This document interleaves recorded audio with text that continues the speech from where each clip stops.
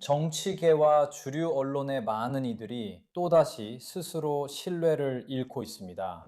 그리고 실제로 우리는 여기서 어느 정도의 검열이 이루어지고 있는 것을 보고 있습니다. 2020년에 런던 시장 사디크 칸 같은 인물들이 미국의 조지 플로이드 사건에 대해 했던 발언을 보면 그 당시 사용되던 언어를 알 수 있습니다. 이렇게 말하는 다른 사람들의 예도 많이 있습니다. 여기서 볼 수 있듯이 분노가 정당하게 촉발되었습니다. 조지 플로이드의 죽음은 정당하게 분노를 불러일으켰습니다. 그런데도 나이젤 파라지가 젊은 헨리 노박의 살해 이후 분노에 대해 이야기할 때 갑자기 일부 사람들은 그것을 잘못된 것이라고 비난하는 것처럼 보입니다. 그리고 우리 모두 조용히 입을 다물어야 한다고 합니다. 자, 개혁당이 실제로 무엇을 제안하고 있는지에 대해 말씀드리겠습니다. 평등대우법, 이중잣대식 치안의 종식, 경찰 인종행동계획 금지, DEI 관행의 종료, 그리고 시크교도가 대형 칼날 무기를 소지할 수 있도록 허용하는 예외 조항의 폐지가 있습니다. 놀랍게도 나이젤 파라지가 어제 젊은 헨리 노박의 살인 사건에 대해 성명을 발표했을 때 주류 언론의 많은 이들은 분명히 여러분이 그것을 보고 듣지 못하게 하려고 했습니다. 실제로 그는 인종차별적 비방에 대한 고발이 살인 행위보다 더 심각하게 받아들여지는 방식으로 대우받았습니다. 그가 뭐라고 말합니까? 숨을 쉴 수 없어요. 익숙한 말이죠. 그런데도 우리 지도자들과 정치인들의 대중적 반응은 어땠습니까? 그리고 사실 솔직히 말해서 많은 언론들도 이렇게 합니다. 침묵. 완전한 침묵. 그리고 그가 무슨 말을 했는지 설명해 드리겠습니다. 그는 언론의 침묵에 대해 이야기했습니다. 제가 말씀드릴 수 있는 건 여기 모니터나 텔레비전이 있어서 알 수 있는데 스카이 뉴스는 그걸 방송하지 않았고 BBC도 방송하지 않았다는 겁니다. ITV도 방송하지 않았습니다. 만약 그게 다른 정당의 정치 지도자였다면, 예를 들어 캐미 바데녹이나 심지어 에드 데이빗 경이 그걸 언급했다면 방송사들이 그걸 방송했을 거라고 생각하십니까? 갑자기 오늘 데일리 메일에 존 커티스 교수님이 개혁당이 변화를 원하는 사람들의 연합을 구성하고 있다고 썼습니다. 아니면 어쩌면 그분이 뭔가를 제대로 짚은 걸 수 있죠. 분명히 주류 언론의 많은 사람들이 여러분이 그것을 보고 듣는 것을 원하지 않았습니다. 그런데도 놀랍게도 TV 뉴스의 많은 사람들이 그것을 생방송으로 내보내는데 매우 소극적인 것처럼 보이지만 여러분은 여기서 무슨 일이 일어나고 있는지 볼 수 있습니다. 여러분은 그들이 생중계하지 않은 이 연설이 끝없이 이야기되고 있다는 것을 여전히 볼 수 있습니다. 그리고 지아 유스프가 여기서 BBC가 뉴스나이트에서 그 용어에 백인이라는 단어를 삽입한 것과 관련해 무슨 일이 있었는지 강조하고 있습니다. 백인의 차가운 분노. 나이젤 파라지는 백인의 차가운 분노로 대응해야 한다고 했습니다. 동의하십니까? 아니요. 우리는 이 나라 거리에서 폭동이 일어나는 것을 보았습니다. 나이젤 파라지가 백인의 차가운 분노에 대해 이야기했을 때 그런 일이 다시 일어날 위험이 있습니까? 더 많은 사람들이 나이젤 파라지의 백인의 차가운 분노 호소를 따른다면 어떤 위험이 있습니까? 이와 관련해서 오늘 나이젤 파라지가 자신의 법률팀이 BBC의 공식적인 방송 사과와 이번 일에 대한 조사를 요구하는 서한을 보냈다고 말하는 것을 보셨을 겁니다. 이제 매트 초리도 공정하게 말해서 나이젤 파라지에게 사과할 의무가 있다고 밝혔습니다. 그가 그 자리에서 백인의 차가운 분노라고 표현했고 그것이 실수였다고 했습니다. 그는 그 인용구를 잘못 기억한 것이었다고 말하며 그 일에 대해 나이젤에게 사과한다고 했습니다. 문제는 BBC에서 이런 일이 일종의 추세처럼 보인다는 점입니다. 행동이나 사용된 언어에 대해 사과를 거듭하고 있습니다. 이것이 이제 정말 하나의 추세가 되고 있습니다. 그래서 BBC의 명성, 좌파 BBC의 명성이 완전히 바닥에 떨어진 겁니다. 이제 주류 언론이 나이젤 파라지의 연설을 생중계하지는 않았지만 말씀드린 대로 그 연설에 대해 광범위하게 다루기는 했습니다. 여기 스카이의 캐시 뉴먼과 함께 출연한 지아 유세프가 있습니다. 나이절 파라지가 백인의 생명도 소중하다라는 주장을 하고 있는데 이 구호는 영국 최대의 백인 우월주의 단체에서 사용했던 구호입니다. 그가 그 표현을 사용하는 게 괜찮다고 보시나요? 캐시, 오늘 나이절 파라지는 백인 생명도 흑인 생명만큼 소중하다고 했어요. 동의하지 않으시나요? 지금 인터뷰 중이신 것 같은데 제가 질문을 드리려 합니다. 그것에 동의하지 않으시는지. 그 발언에 동의하지 않으시는지요? 왜냐하면 당신이 정치인이시니까요. 실례합니다, 캐시. 제가 바로잡는 이유는 문장 뒷부분을 생략하면 의도적으로 오해를 불러일으키고 잘못 전달할 수 있다고 생각하기 때문입니다. 나이젤이 백인의 생명도 흑인의 생명만큼 소중하다고 말했습니다.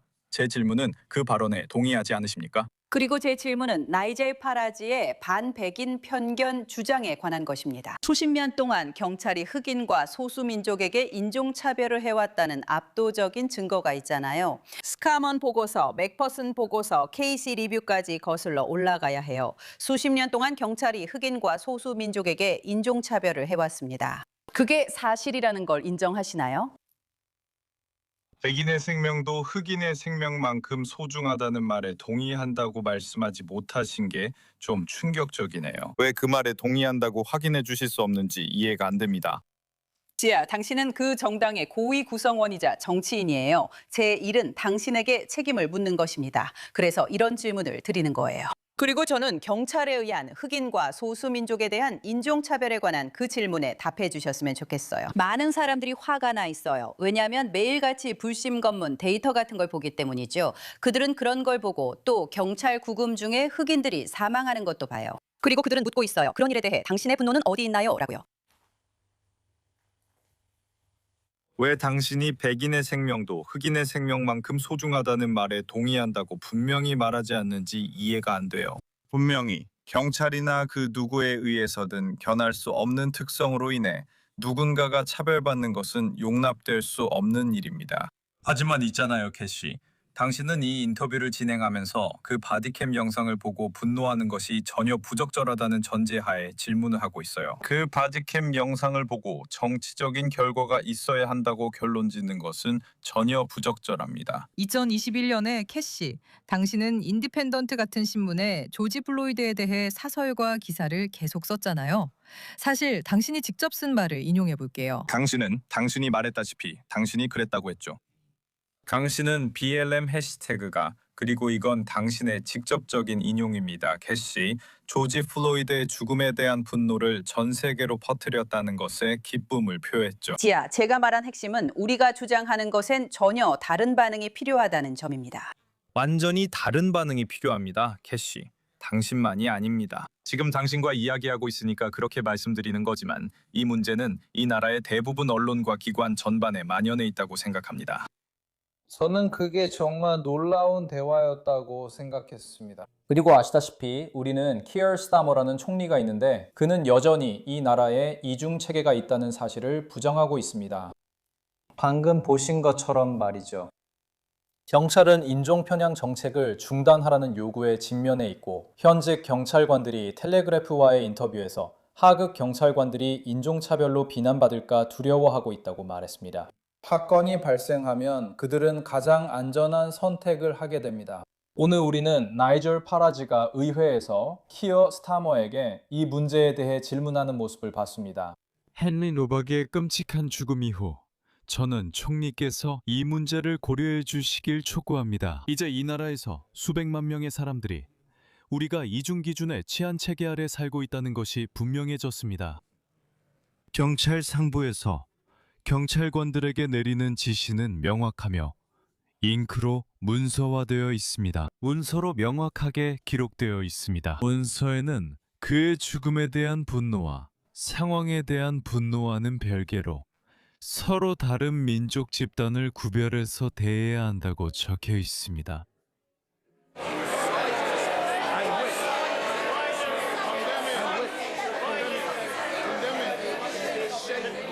더 나쁠 수 있습니다. 만약 대중이 경찰로부터 공정하게 대우받는다는 신뢰를 잃는다면 상황은 더 악화될 수 있습니다. 대중이 경찰의 공정한 대우에 대한 신뢰를 잃으면 더 나빠질 수 있습니다. 뇌칭화된 치안을 없애고 모든 영국 시민이 똑같이 대우받도록 해야 합니다.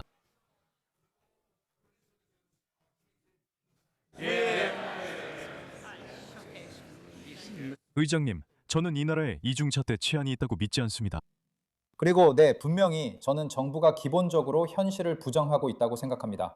그리고 분명히 의회의 많은 의원들이 나이절 페라지를 막으려고 최선을 다해 소리치고 있습니다. 그의 연설, 그의 발언에 대해서는 제가 말했듯이 주류 언론이 언급하긴 했지만 별로 다루고 싶어 하지 않는 것 같았습니다. 영상 마지막에 그 연설을 들려드릴 예정입니다. 아직 안 보셨다면 꼭 보시길 권합니다. 한번 생각해 보세요.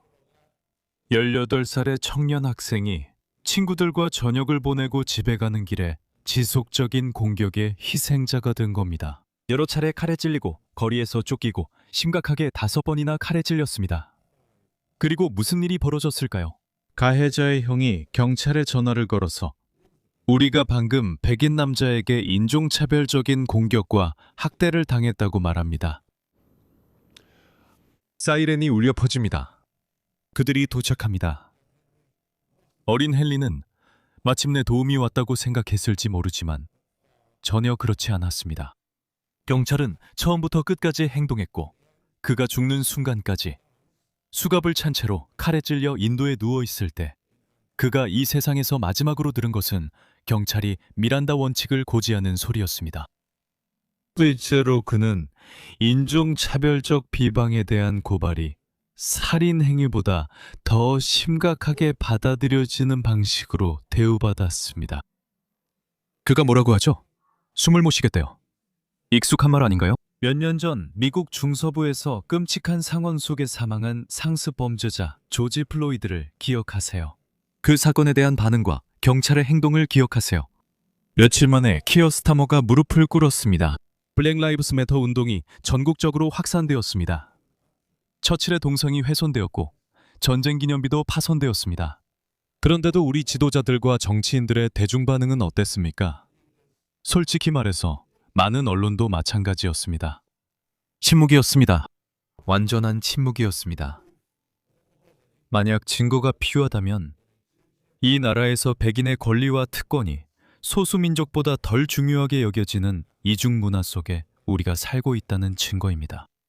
이제 지난 몇십 년 동안 아무도 묻지 않았고 아무도 그것에 투표하지 않았는데도 우리는 정말 믿기 힘들 정도의 대규모 이민에 노출되어 왔습니다.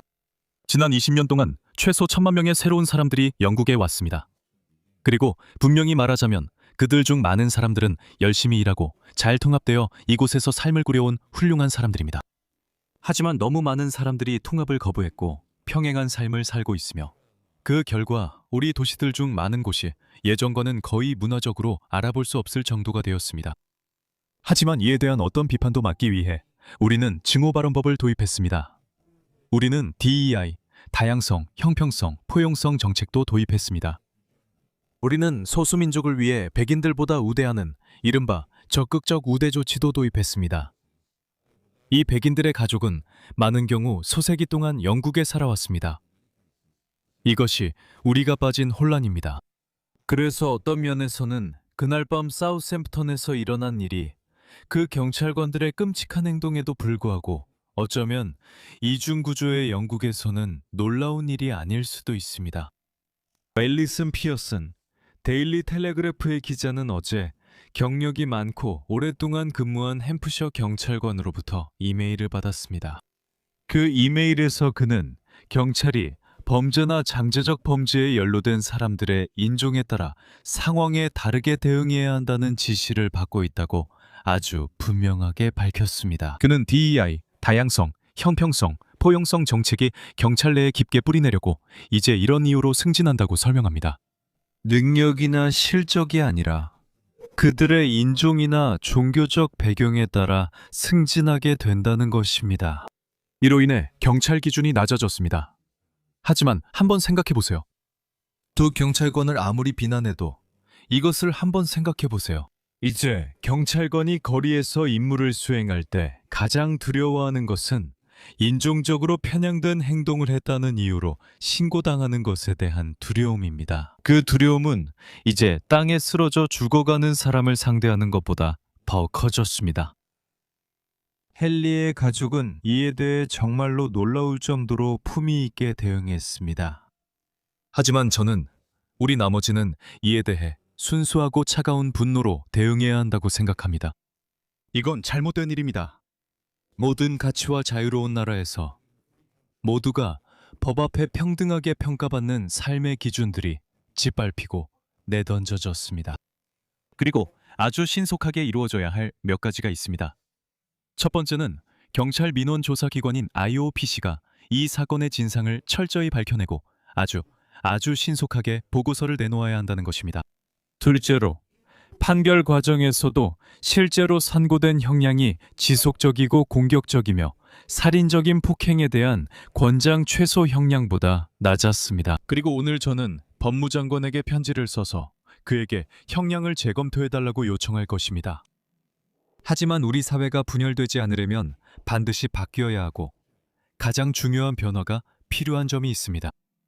지역사회가 서로를 불신하고 경찰과 이 나라의 모든 다른 기관들을 깊이 불신하게 되는 상황에서 우리가 필요한 것은 문화의 변화입니다. 백인에 대한 편견은 이제 그만해야 합니다. 백인의 생명도 흑인의 생명만큼 소중하다는 생각을 확산시켜야 합니다. DEI와 적극적 우대 조치를 끝내고 모든 사람이 법 앞에서 평등하고 공정하게 대우받는 나라가 되어야 합니다. 이건 심각한 일입니다. 이건 긴급한 문제입니다. 우리가 이 문제를 제대로 다루고 아주 신속하게 행동하지 않는다면 몇 년 안에 우리 사회가 어떻게 될지 두렵습니다. 저는 헨리의 가족에게 저의 진심 어린 애도와 이 나라의 진심 어린 애도를 전하고 싶습니다. 영국 경찰이 이런 방식으로 운영되는 것이 이번이 마지막이길 바랍니다. 하지만 물고기는 머리부터 썩어요. 이 문화를 바꾸고 오늘부터 그 과정을 시작하는 것은 정부와 경찰 수뇌부의 몫입니다. 감사합니다.